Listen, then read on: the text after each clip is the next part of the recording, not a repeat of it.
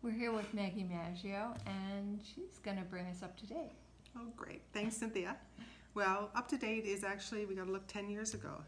We're here in Santa Fe. We were here probably 13 years ago looking at writing a book. And Lindly Haunani and I gathered a group of people around a beautiful red table here.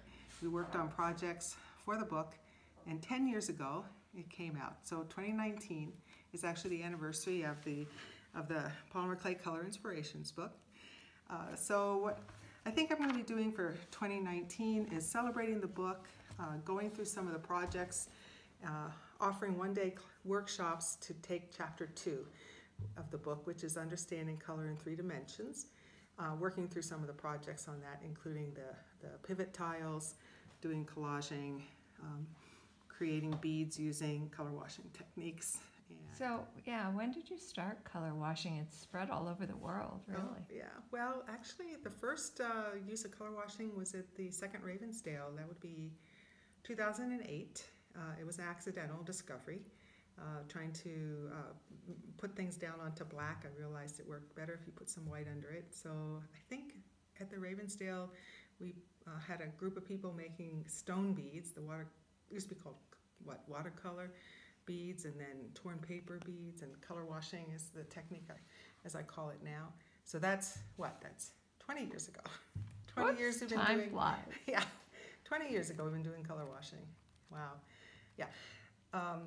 Yeah, and in the book there's a few color washing projects, but we didn't call it then. Back then that isn't what it was called. So I think 2019 is also for me, so not only celebrating the book, but looking back at all the variations of color washing and trying to bring that into some classes, into some workshops. What's happening with color washing now, Maggie?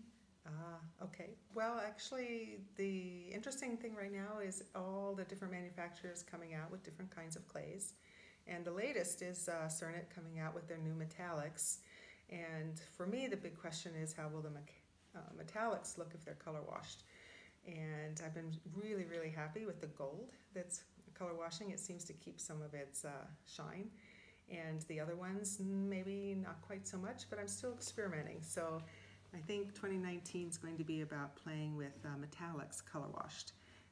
That's kind of where we're heading. And do you think they're coming out with more colors, or do you know? I don't know. I actually, I shouldn't say this, but I'll say it. I did talk to George when I was in Pilsen in Czech Republic, and asked him if he could produce in metallics a really good cyan, magenta, and yellow. Oh. Where the gold is the yellow. Of course you did. Yes. And because then I could do a whole series of Skinner blends and color scales using these beautiful metallics. Right. So he had no response at that time, but I've got my fingers crossed. Okay. Yeah. So Maggie, a couple of years ago at Synergy in Philly. Yeah, it wasn't in Philly. It was in Valley King of Prussia. King of Prussia. Yeah. You announced that you were moving away from not moving away from but moving toward color, right? And color in other forms. So how has that gone? What do you have? Okay, so what's the update there? So that was 2 years ago in Philadelphia, or I have to say in Philly, Valley Forge, and what I think I did is I just announced that I would be spending more time working on trying to transform how color was being taught. And so since then, let's see, I've joined the board of the Inter-Society Color Council, which who knew there was such a thing? Yes, the Inter-Society Color Council is the U.S. organization that's the member body to the International Color Association. And so since then, I've been very involved in the world color community, people who are the color professionals in all areas. So they're experts in their field. They are as passionate about color as I am. And so let's see, since then we've chaired the conference in Boston, the Munsell Centennial Conference, and I've just recently joined the study group for color education, that is the international group, as co-chair. And the process right now is we're looking at doing a survey on how color is being taught in the world and trying to address issues around creating a foundational program that can start with in kindergarten that will take everyone through a color curriculum, whether or not they're going to be a color professional or not. that they can learn about color from both the science and the art side.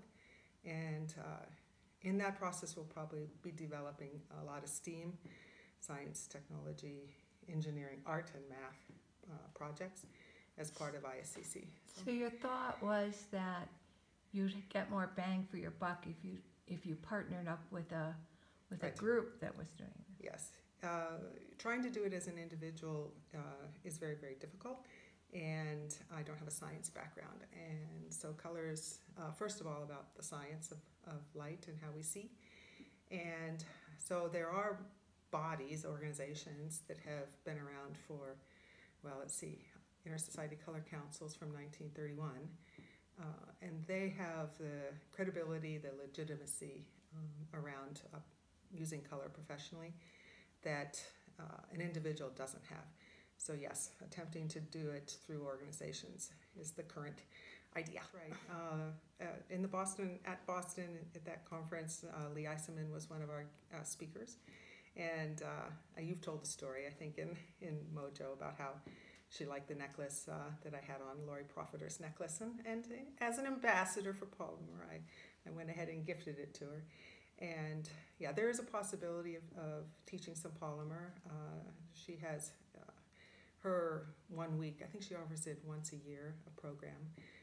She lives in Bainbridge Island. And so yes, we're in communication there.